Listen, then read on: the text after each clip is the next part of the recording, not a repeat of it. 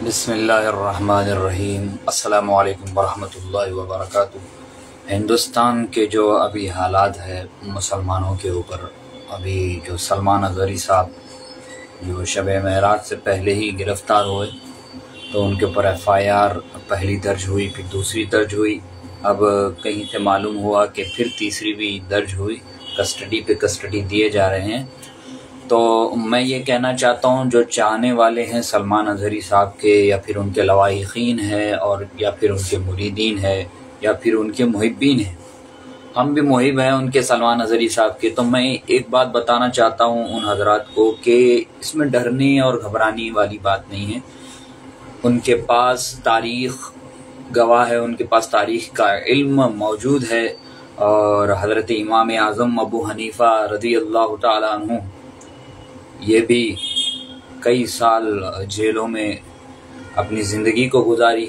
हज़रत इमाम आज़म अबू हनीफ़ा रज़ी अल्लाह तआला अन्हु का जनाज़ा मुबारक भी जेल से निकला, तारीख़ गवाह है। और इसमें घबराने वाली बात नहीं है, ये लोग घबराते नहीं हैं। जो अल्लाह के बंदे होते हैं वो घबराते नहीं हैं जेलों से। और मैं उन लोगों को कहना चाहता हूँ, अगर तुम जितना इन लोगों को जेलों में डालोगे वो उतनी ही तेज़ी से उभर के आते हैं।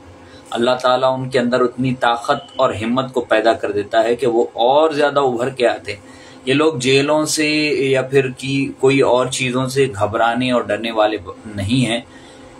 ये जेलों से सख्त जेलें तो हमारे अजदाद की जेलें काटी थी, वो उन लोगों ने जेलें काटी थी। ये तो अभी तो जेलें हैं। सताया, जानबूझकर सताया जा रहा है सलमान अज़हरी साहब को। तो हज़रत इमाम अहमद बिन हम्बल का वाक़यात है, और बहुत सारे हमारे बड़े बुजुर्गान दीन भी जेलों में गुजार चुके हैं। हज़रत मेरे शेख सैयदना क़य्यूम ज़मानी, क़िंदील नूरानी, शहबाज लामकानी, सैयदना मौलाना अश-शेख इमाम रब्बानी मुजद्दिद अल-फ़सानी शेख अहमद सरहिंदी फ़ारूक़ी रज़ी अल्लाह तआला अन्हु को अकबर बादशाह ने, जहांगीर बादशाह ने कितने साल जेल में रखा, पता है आप? कितने साल जेल में रखा उनको।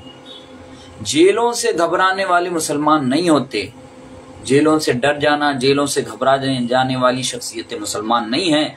अल्लाह ताला जेलों में उनकी और मदद फरमाता है, और उनको ताकत और हिम्मत देता है, और उनके ईमान में मजबूती आती है, और हमारे लोगों को दीन की राह पर चलने की और ज़्यादा तौफीक अता होती है। इन हजरात की बरकतों से हम तमाम को भी अल्लाह ताला के क़ुर्ब में और ज़्यादा मज़ीद इजाफ़ा होता है। इन लोगों का अल्लाह के क़ुर्ब में और ज़्यादा इन लोगों का मज़ीद इजाफ़ा होता है।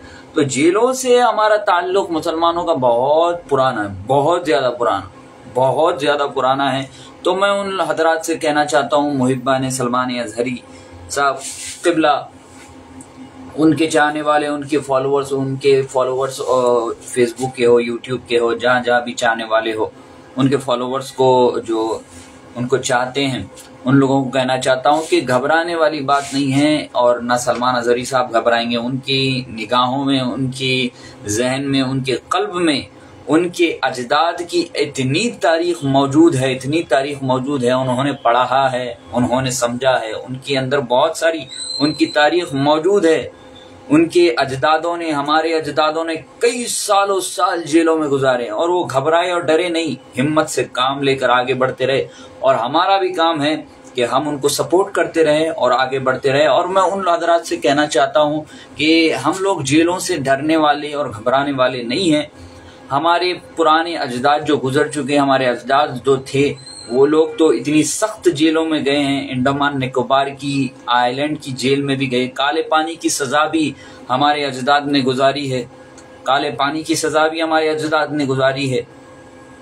अंग्रेज़ों की जो जेल, काले पानी की जेल थी अंडमान निकोबार आइलैंड की, वो जेल में भी हमने अपनी ज़िंदगियों को दे दिया। अल्लामा फजल हक कैराबादी कौन थे? अंडमान निकोबार में उनको डाल दिया गया था, काले पानी की सज़ा दे दी गई थी। हज़रत इमाम रब्बानी मुजद्दिद अल-फ़सानी कौन? हज़रत इमाम ज़ैनुल आबिदीन को जेल में डाला गया, उनके बच्चों को जेल में डाला गया। हम क्या है यार? हम तो उन लोगों के ग़ुलाम हैं, और हमको तो फ़ख्र होना चाहिए कि अभी वो सुन्नत पर भी हम अदा करने जा रहे हैं इंशाअल्लाह ताला। मैं एक ही शेर कहूँगा, न सर झुका के जिए, न मुँह छुपा के जिए, सितमगर की नज़रों से नज़रें मिला के जिए, हम 2 दिन कम जिए तो इसमें हैरत क्या, हम उनके साथ थे जो शम्मा जला के जिए। हिम्मत बनाए रखे, इंशाअल्लाह ताला अल्लाह असबाब बनाने वाला है। व मकरू व मकर अल्लाह वल्लाहु खैरुल माकिरीन। बेशक, सुभान अल्लाह। अस्सलामु अलैकुम।